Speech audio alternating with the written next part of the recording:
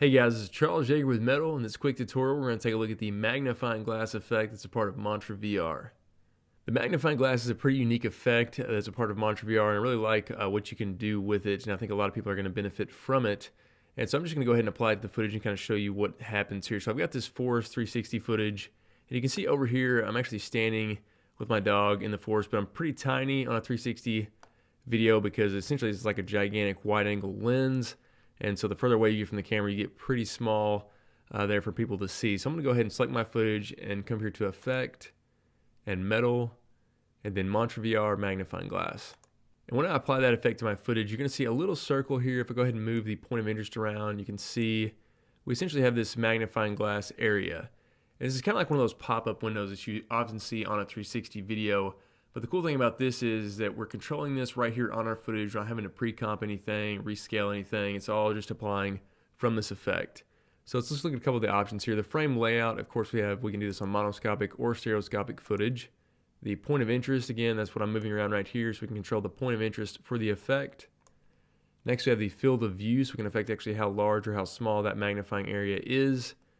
And next is the actual magnify level that you can actually set in reverse, or you can increase it.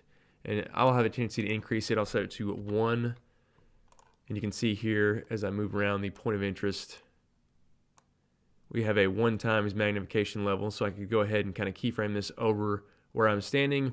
And so if I was talking or narrating a 360 video and I wanted to highlight something specific, I could use the magnifying glass effect really easily just to give people a little bit closer perspective in the video so they could see kind of fine details. Another really cool use for this would be is if you have 8K 360 footage and you're outputting it out at 4K, well, if you're working with your footage at 8K, you could use this effect and you're not going to have any quality loss when you go ahead and export that out at 4K, because again, it's still zooming in, but because we're using 8K footage, it's still going to maintain that pristine detail. And even here on 4K footage, we can still see some nice details. So the viewer would still get a nice view from this effect on your footage. Next option we have is the recursion, and that'll actually come into play here in just a little bit when I get down here to the distribution options. But the next effect we have is the feather effect, so I can adjust the actual feather that's on the magnifying glass area. So if you didn't want it to be as hard edged, you could adjust the feather. I'm going to actually increase this back down to 0, and I'm actually going to increase the magnify to 2 levels of magnification just so we can see this a little bit easier. Next we have the draw background, so I can go ahead and check this on and off, and it would just isolate the magnified area there of the video. This is actually kind of a cool perspective too. It almost looks like a flashlight perspective, like I'm just shining a flashlight around this scene. But another cool use case for any of the effects like this one that have the draw background feature is I could just select my footage. I'm gonna hit Control D or Command D on a Mac to duplicate it, and I'll select that bottom copy and I'll delete the magnifying glass effect from that. And on that bottom copy, I'll apply effect like Skybox Blur. So I'll go to Effect, Metal, and then Metal Skybox Blur. And I can go ahead and increase the blurriness level here. So we get this seamless blur, but then we have this magnifying area that is perfectly pristine clear. So I can go ahead and kind of keyframe this around my scene. And so this is kind of another cool way you can add like a depth of field effect on your footage. We can go ahead and adjust the field of view. So this is another way of forcing the perspective of the viewer, which is always nice in 360 videos so they know where to look. And I can go ahead and adjust the feather here so it's kind of more of a ease transition from the shallow depth of field into the magnifying glass effect. So I'm going to go ahead and delete that second copy, and on my initial footage I'm going to turn back on the draw background. And then finally we have the opacity, so we can adjust the overall opacity of the magnifying glass effect here. I'll bring that field of view back down.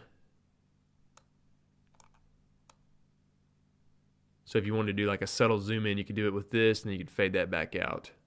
Now let's go ahead and look at the distribution options. So I'm going to bring the opacity back up to 100%. And this is where some other effects like the recursion are going to come into play.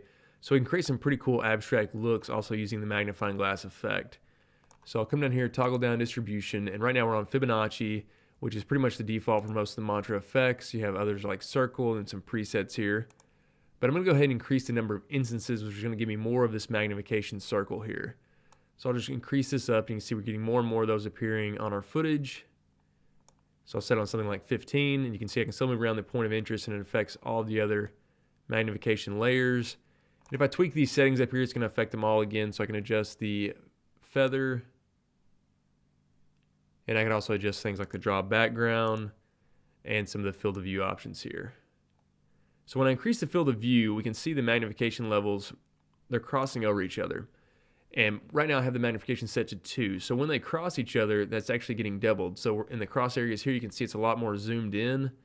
And so that's essentially increasing the magnification to something like 4 or even 8, depending on how many are crossing each other.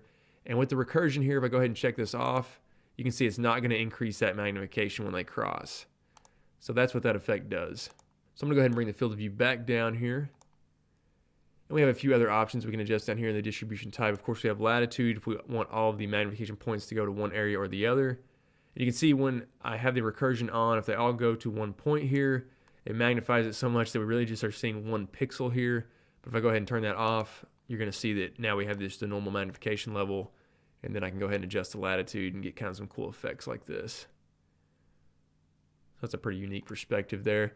We also have the rotate around point of interest, so I can go ahead and do that. You can see they're all rotating around wherever I have the point of interest at on my footage. And then we have a few other random options here like incremental scale, the scale deviation, which is just random scale deviation for all of the magnification circles, the position deviation, which will just randomly position the circles, and then we have random seed.